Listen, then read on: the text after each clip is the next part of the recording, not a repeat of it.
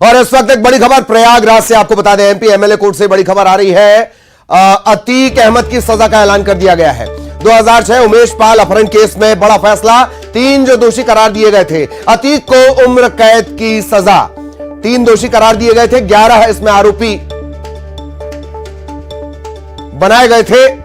उमेश पाल अपहरण केस 2006 मुख्तार के बाद यह दूसरा माफिया जिसे योगी राज में सजा हुई है। 100 से ज्यादा मामले हैं इस पर। उमेश पाल अपहरण केस में बड़ा फैसला, अतीक अहमद पूरी उम्र जेल में गुजारेंगे।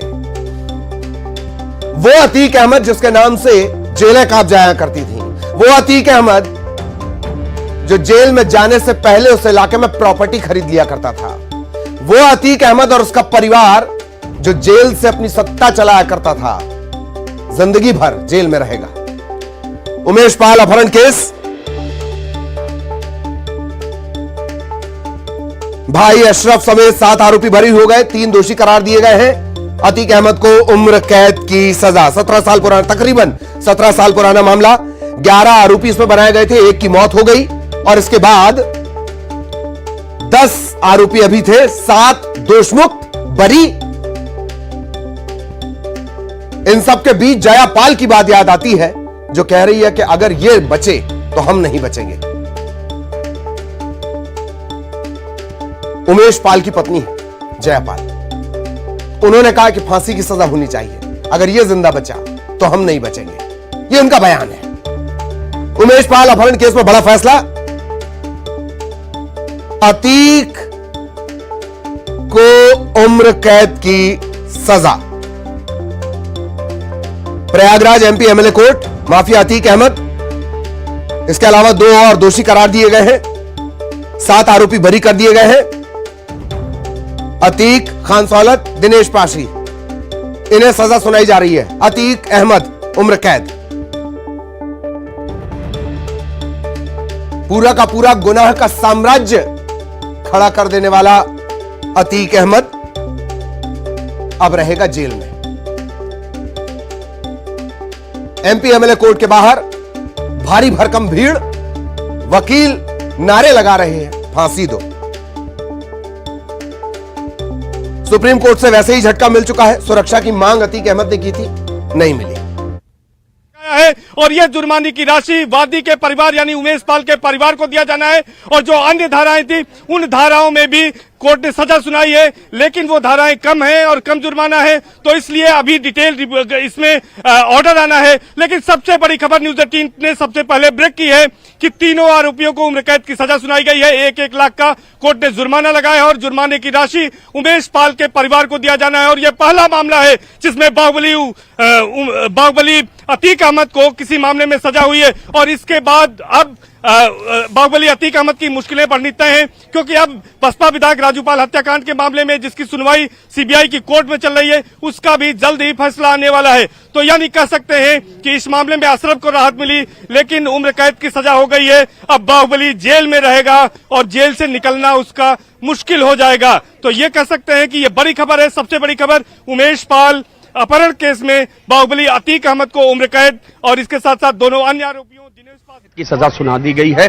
अतीक अहमद चूंकि पहले से ही जेल में बंद था और जो यहां नैनी जेल को आदेश दिया गया था कि निर्णय तक उनको नैनी जेल में रखना है, अब जल्द ही एक दूसरा डिसीजन दिया जा रहा है। क्या यहां से अतीक अहमद को तुरंत यहां कोर्ट से निकलने के साथ ही उसको साबरमती जेल ले जाएंगे? दिनेश पासी और खान शौलत हनीफ को तुरंत हिरासत में लेने के आदेश दे दिए गए। पुलिस ने उनको हिरासत में ले लिया है और जल्द ही उनको भी जेल दाखिल कर दिया जाएगा। तीनों को उम्र कैद की सजा कोर्ट ने सुना दी है। क्या लगता है कि इनको यहाँ नहीं रखा जाएगा कि वापस इनको भेजा जाएगा और इनको अपनी अपनी जेल भेजा जाएगा? हमारा स्टूडियो भी जानना चाह रहा है और करोड़ों दर्शक भी जानना चाह रहे हैं आपसे। देखिए, जो जानकारी है उसके मुताबिक साबरमती जेल ही जाएगा अतीक अहमद, क्योंकि कोर्ट ने जो आदेश जारी किया था यहाँ पुलिस कमिश्नर और जेल अधीक्षक के लिए, वो यही था कि इस मामले में निर्णय सुनाने तक अतीक अहमद को नैनी जेल में रखा जाए। निर्णय सुना दिया गया है, लिहाजा कोर्ट का वो आदेश अब काम नहीं करेगा। या तो कोर्ट अभी कोई फ्रेश आदेश जारी करेगा कि इनको साबरमती जिस जेल से आए थे वहां वापस ले जाया जाए, या इनको नैनी जेल में ही रखा जाए। चूंकि ये एमपीएमएलए कोर्ट है और सुप्रीम कोर्ट के आदेश से अतीक अहमद साबरमती जेल में है, लिहाजा मुझे नहीं लगता ऐसा कोई कोर्ट की ओर से आदेश आने वाला है। अतीक अहमद को साबरमती जेल ही ले जाया जाएगा। आपकी बात से दिख रहा है सर, जिस प्रकार से वो साबरमती जेल से यहाँ आया था, क्या आपको लगता है कि वापस नैनी के लिए आदेश होगा या सुप्रीम कोर्ट के ऑर्डर्स पे ही एज इट स्टैंड करेगा? देखिए, जो सुप्रीम कोर्ट है वो भारत के सर्वोच्च न्यायालय है और उसका पालन सभी न्यायालय भारत के करते हैं, इसलिए उसको साबरमती ही भेजा जाएगा। साबरमती जेल। सब देखिए, एक और बात सबसे बड़ी जो अभी जैसे हालांकि उस पर अभी एक कुछ स्टडी चल रहा है, क्योंकि एक आदेश हुआ उस पर तमाम पेजेस का 7 से 8 पेजेस का लगभग ये आदेश है, उसको देखने में और समय लगेगा। लेकिन सबसे बड़ी है कि तीनों पे 1-1 लाख का जुर्माना, तीनों पे 1-1 लाख का जुर्माना, उसमें अतीक